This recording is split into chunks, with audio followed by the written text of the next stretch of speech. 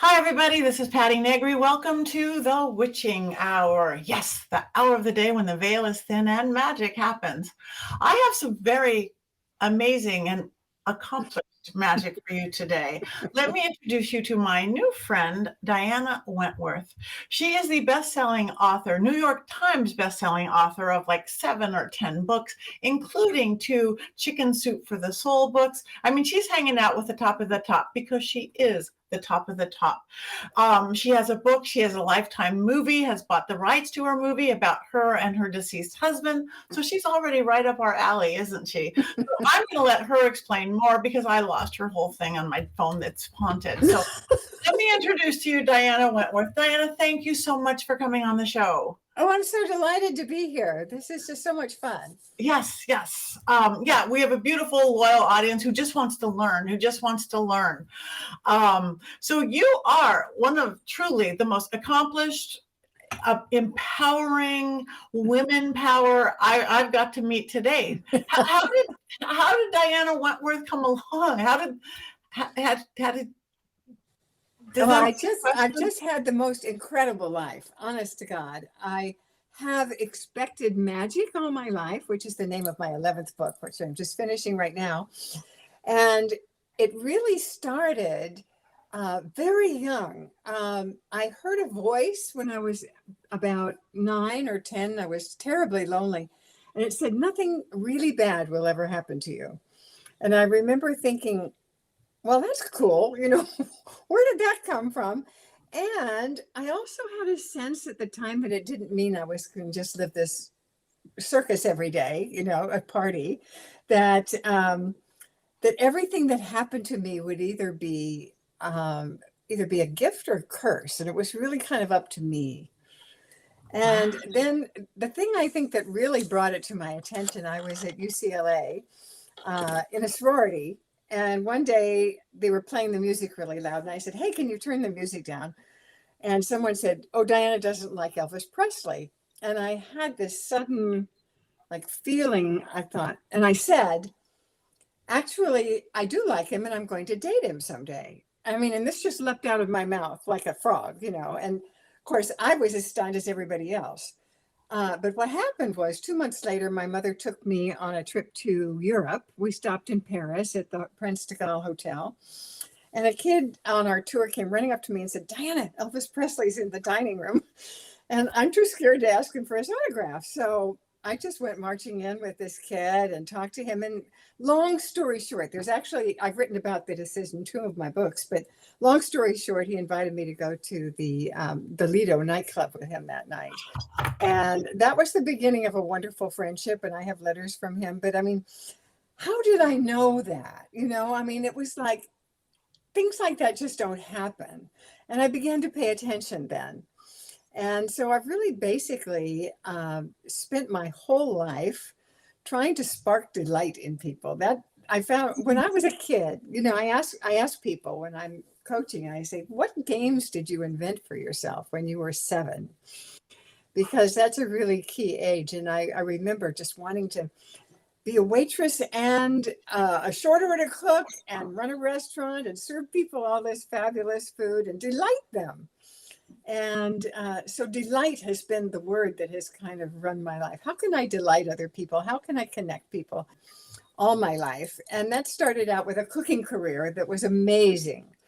My first late husband, Paul von Welanetz, and I became very, very well known in the food world. We had a cooking school on Sunset Boulevard. We wrote 6 cookbooks. The first one won Cookbook of the Year award. And I was kind of like the West Coast Martha Stewart. And that was the pleasure of your company that you see on the screen right now. That book won the award. And we ended up with a television show on Lifetime Network. And then all of a sudden, I just noticed that what was passionate for me about what I was doing wasn't there anymore. What I loved were, the classes in my own kitchen, with just people sitting there, sharing their ideas, bonding. There was a feeling of inclusion and joy and discovery and all of that. And suddenly we were performing for audiences up to 5,000 people at a time with these huge food fairs in different cities for the newspapers and everything. And we lost our interest in cooking. And besides, women decided to go into the workforce at that point. That was 1983 or so. And we joined this crazy group called Impact. It was right near where you live in Hollywood. We met at 6 o'clock every morning, and there were like 200 or 300 of us. And we had to make up a goal that was really confronting, that we didn't think we could actually do, but we were going to give it everything. And that's where I met Jack Canfield, who hadn't yet written a book, and Dr. Barbara DeAngelis, and all these interesting people. And we were invited to go into the Soviet Union as part of a group to make a documentary. And we had Barbara Marx Hubbard with us, and Dennis Weaver, and Mike Farrell from MASH, and Real Pash Adams. And what I discovered on that trip was that people sitting around the table were sharing resources and encouraging each other. And all of these people were activists, and they all needed lots and lots of help and encouragement. And I thought, my gosh, we don't have to make the food in order to gather the people together. So we started something called the Inside Edge, which was amazing. We just finished it up with 36 years. Wow. And I used to give these parties where you had to show up as who you were going to be in 5 years. And Jack Canfield at our 35th anniversary said that he stole that idea and has used it for every training as the closing party for every training that he's ever done since. Wow. But you know, there were people, Louise Hay was there, and Dr. Susan Jeffers, and these people would just encourage each other so much. We had all the greatest speakers. We had 1,500 of the greatest speakers in the world at the time. And there was no internet then, and you couldn't access these people any other way. So it was at the Beverly Hills Hotel and a giant ballroom, and then we had it in other cities. So those have been my careers, really, cooking, and then the Inside Edge, and writing all these books. And now I just was widowed for the second time. And I am amazed at how brilliant my life still is. You know, it's almost every day some magical thing happens, that some new opportunity, or being on your show, you know, meeting you. It's really great. I can't complain about a thing. So isn't that, but that's it's your attitude, it's your perception. Somebody else would be like, my husband's died on me, I've lost 2 daughters. I know. It's all perception. And look at you, that is beautiful. Well, I just decide to delight myself every day. And you came up with the best word, delight. I might have to steal that. Delight.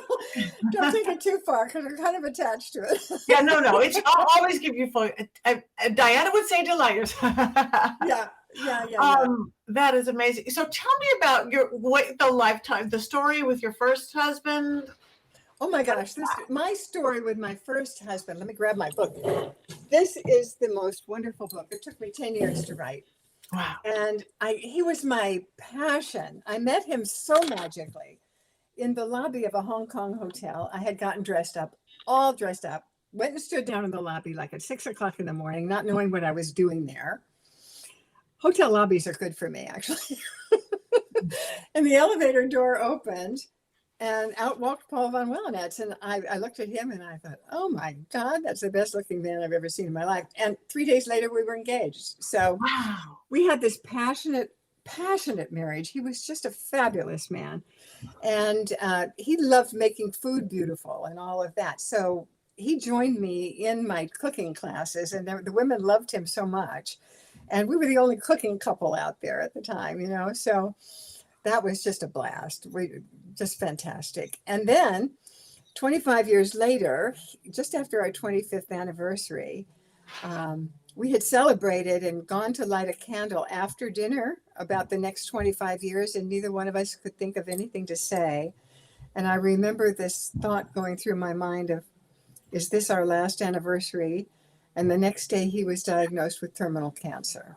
Oh, wow. So he was gone in 4 months, but just before he passed, he said, I don't want you to be alone. I said, send me someone. He said, I will. And that's the name of my book, Send Me Someone. And that's the book that kind of tells my whole life, and that Lifetime bought the rights for a movie, but they didn't get it made in time. So I have the rights back. Okay. Well, then maybe you'll make it for somebody else. But I'm gonna so do did it. he I'm send, gonna. so did he send you your next husband? 2 months later, into the Inside Edge walks Ted Wentworth. He had been looking for his new wife for 2 years because he'd lost his wife to cancer. So he walked in with a man who brought him there, and he said, "She's here. My new wife is in this room." And I was hosting that day, and somebody asked me, "How are you doing, Diana?" Because I was so recently widowed. I said, "Actually, solitude is pretty interesting. I like it. And any man who looks at me with the idea of a live-in relationship could become the victim of an axe murder." I mean, I've never said anything like that either. It was like the Elvis blurt. And so Ted was in the audience. He was there for the first time. And during the intermission, he came up to me and he said, "Will you live with me?" And it was the first thing he ever said to me. And we were married 6 months later. For 31 years, we were married. Yeah. I've had two incredible, fabulous, romantic husbands who were capable of, true partnership and great intimacy. So I've been super blessed. I always tell women to marry a man, choose a man who respects the divine feminine, who honors women. That makes all the difference. Both my husbands just really treated me beautifully and honored me and valued my ideas. And, we were full partners. It was great. That is beautiful.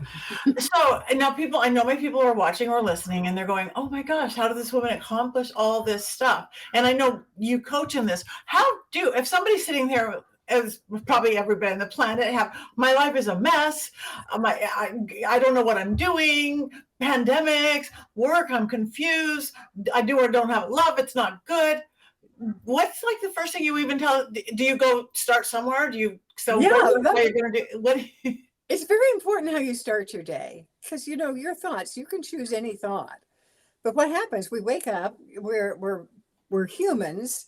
We have this survival thing that kicks in and we wake up and we think, "Oh Lord, what do I have to do today? What's on my list? What responsibilities do I have?" And then you start going through this whole thing. So it's very important to catch that right away. And it's very important to smile. Just smile like you mean it. Smile from your heart. And then ask yourself what I call a quintessential question. So this is a question that delights you. This is a question that has part of the answer in the question. So it can be something like, "Where's the most joy to be found today?" Or, "How can I most effectively light up this world?" And then you'll find as you begin to move around or you're in the shower, you're going to have an idea about something that would be really fun or something that you can do that's really going to make an impact. And I spend 2 hours in bed every morning. I go back to bed with an app called Newcom. And you can choose any mental state with it. And what I find is that asking these questions, I just keep asking these questions. And then all of a sudden, all these answers start flowing in. And all my most brilliant work is done before I get out of the bed in the morning. Wow. So do you grab a pencil? Do you grab your tablet? You know what? I grab my phone Okay. and I put on the notes app and I push the microphone. And now I find that I can dictate 3,000 or 4,000 words before I get out of bed. And it's very conversational. So it's not like sitting at your desk at the computer with your keyboard and saying, "Come on, Muse, come on." No, it's like it just starts pouring out of me. And it's coming from a very deep, authentic place. So I get to be super productive first thing in the morning. And then I just basically follow the directions that have come through for the day. That's amazing. I'm going back to bed. That is great. Yeah, because that is beautiful. So now when you work that, you're obviously a very spiritual woman. You're very in tune. We are a very empathic woman. You've got all these beautiful gifts. Now, if somebody's sitting there going, "Where am I going to get this information?" Are you going to send them to a higher power, to their higher self, let them to know spirit guides, or how do you just go the general information? Oh gosh, I think it's a skill that one needs to practice. And I took a lot of journal classes at UCLA where you would dialogue with like a wisdom figure or somebody who's passed or something like that. And you really train yourself to sit down and to create a dialogue in a certain way that I often teach in my coaching, um, where you make a list of whatever person, or you can even dialogue with a project and get information on what it is that's the bottom line that's going to make it work. You know, I use this all the time. So, and the intensity with which you ask is vital, especially since my second husband passed. I'm all alone now, and there's nobody next door. So I can, if I call it spiritual alchemy, I ask really loud. I say, hey, come on, all my guides and angels, I need a miracle. I need it right now. And when I do that, it happens. So the intensity is the feeling, the desire needs to be big in Yes. order to get big answers. I think that at least that's what I've discovered. That works perfectly well with my way that I do what I call witchcraft and practice it. It's your intention, it's the passion, it's the faith, it's the belief, the energy you put into it. Exactly. It's all creating the same thing, whatever words you're using. Oh, I love that. Yeah. And it works so great. I just want everybody to know about it. I really do. Okay. So everybody get up, set a good day for yourself. What can you do? What better than bringing joy or bringing to the world and getting out of that? I got to do this and I got to do that. And whether you go back to bed with an app or not. Right. So is that like a meditation app? Is that It is, you can find out about it on my website. I have a special page for it. It is the most remarkable thing. It's the only patented brain science. And Tony Robbins insists that everybody that works with him on a high level uses this. It's really a way of just dialing in the mental state that you want. And it works. It absolutely works. Okay. So what do you think that's fab. I'm going to go get it. So, so what do you think? So you obviously hang out with high achievers, people, Tony Robbins, Jack Canfield, all these people you've mentioned. What makes them different than all these people listening to the show or watching the show? Is it that intensity? Is it the focus? Is it desire? I think these people have taken a core wound. Mine was loneliness. I was thrown into a boarding school all by myself. I think I had a conversation with Jack Canfield about this one time. And there were reasons that his self-esteem really suffered when he was young. And he ended up teaching self-esteem in the schools before he started writing all of his books. And when you think about Jack and what he offers so much encouragement and expertise and all of that. And my core wound of loneliness made me want to gather people around, to be received and to be able to feel at home and as part of a family and a community. So I think if we choose something as a curse and complain about it and drag on, about how awful it was, we don't take advantage of it really is a gift. It sets us in the direction, if we're awake, to get out there and heal it, So, and I would say that all of those people that I knew, all of them had not written books yet. Susan Jeffers showed up at our 5-year ahead party, got out of a limousine with 3 mock books. And she said that she had just returned from her 3rd New York Times bestseller tour. And her first book was Feel the Fear and Do It Anyway, which became a huge international bestseller.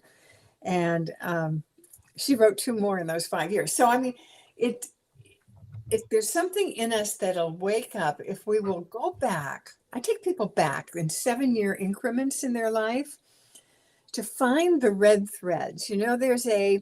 There's a wonderful legend. The Chinese have a legend that when we're born, that we are connected by an invisible red thread to all those we are destined to meet. And the Inuit culture believes there's a red thread that weaves together the meaning in our lives. And Jung talked about our red thread being the umbilical cord, that, I mean, this is just in us, this whole red thread thing. And now quantum physics and the string theory and all of that is becoming so key, because I think we're at a time in our evolution when we are actually teaching ourselves from the inside. We don't go out and have to buy every self-help book anymore. It's all in here. It's just a matter of learning to access it and work with it and partner with it, partner with the divine. Right. No, I love it. And science and spirituality is crashing together with the quantum side. This makes me so happy. Yeah, it's so cool. So, so what is next for you? Do you know what your next project, or that you can talk about? I know we can't always talk about all of our next coming projects. Well, I've got some great things. This past year, my business partner, Robin Mullen, who was the president of the Inside Edge, she and I decided to do wisdom circles for women, especially to really have a group of really like-minded women that we can delve into. The word encore came to me very magically because somebody who was a medium that I didn't even know told me that Ted had come to her, this is my most recent lost husband, and said that he wanted to give me a message and that I should remember what it was like to look into his eyes. So in meditation, I did that. And I heard the word encore. And of course, I'm 80 years old. It was encore at 80. So Robin and I gave a 9-month wisdom circle called the Encore Wisdom Circle for 12 women. And what they created, these women were so great. They bonded so deeply. And one of the women had written a novel that she couldn't sell to a major publisher because she was 60 and she didn't have a major platform, which is what they insist on. So she published it herself beautifully, and Writer's Digest just had a contest for the very best self-published novel. And out of 1,500 entries, she won first place. So, Wow. I mean, it's so exciting to see women brainstorm for each other about what's next, what can be a legacy project, or what could be really exciting to do now that you've already mastered so many things. And so we're offering that again. And all my coaching has to do with, how to live your life most magically, and look at your life in these increments and find those red threads of joy and delight. And that's your essence. I think all of us, like Gary Zukav was our last speaker at the Inside Edge, and he talked about aligning your personality and your soul. And I coined a term called from ego to essence. So I'm always discerning where my energy is coming from in different situations, and wanting to be in my essence and expressing that in the best way that I can. So that's what I love to help people discover about themselves, because there's so much joy and creativity attached to what we were drawn to, even as children, that we can look back on and retrieve and bring out now. That's beautiful. So you obviously, these empowerment type, support type groups, it's sounding like it's a combination of accountability, support, encouragement, and then just stretching the limit. And just bonding. There's something about women coming together and caring about each other and sparking delight in each other. And then we had a retreat at the end in Palm Springs where all the women gathered, and we had 3 days of celebration, just celebrating all of the progress everybody made in new directions that were unexpected. Wow. Yeah, so fun. Okay. So, so many questions. So, okay, all my beautiful listeners or watchers going right now, I want some of this, and they're going to look up the app and they're going to do things. What are some of the things that we do wrong? Being the silly humans that we are, is it just like falling to the negative side? We think that we are trapped by our thoughts, and it's really just a matter of snapping out of it. If you get into a thought pattern that is leading you into a spiral down. There's a technique that I teach that when you're in a dark place, when you're having a very, very painful thought. This is from Pema Chodron, who's a Buddhist nun, who is fabulous. And she talks about this 90-second technique. So most of us try to stifle that feeling. We try to skip away from it. We might say cancel, or try to change it. But the thing is that if you find where that sensation of that feeling is in your body, it's got a location. It's somewhere. And once you find it, then intensify it as much as you possibly can. I mean, just really exaggerate it and feel it and feel it and feel it for 90 seconds, and it just dissipates. Wow. So I think one has to be willing to choose to change the thought. I think depression comes from when we're almost enjoying the pain, and we don't do the activities. We don't do things that we know can bring us up. So it's so important to do that.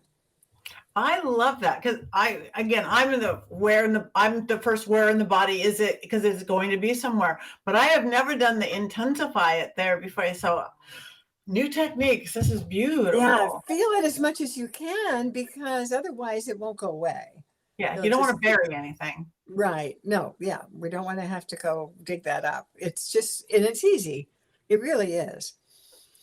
And they say if you catch a thought in 17 seconds, that it's easy to change it. There's been some research on that. So that's why in the morning I smile and I ask myself a cool question, something that has some juice to it, that makes me feel like the day can be great. Oh, that is great. So what can I do to bring joy to myself, joy to the world, happiness, joy to the world, sing the hymn, Yeah.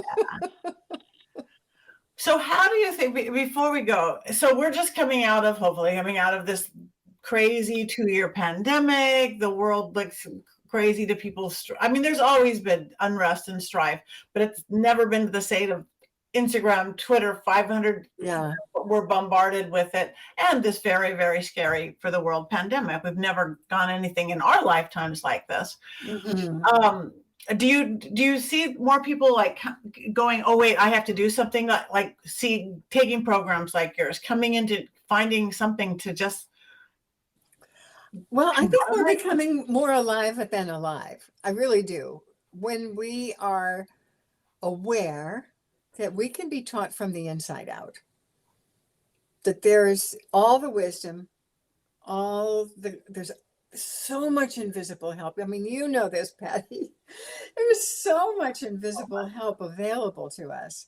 And it's just a matter of culturing our communication with that so that we can partner with it. And I swear, every single day, there's some kind of powerful, joyful, amazing opportunity that comes to me that I could never expect.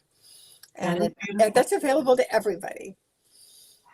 And your first word starting out, curse or a blessing, that's still ringing. It's like we get to choose what it is. Yeah, for sure. That dance between fate and destiny and free will, and it's amazing.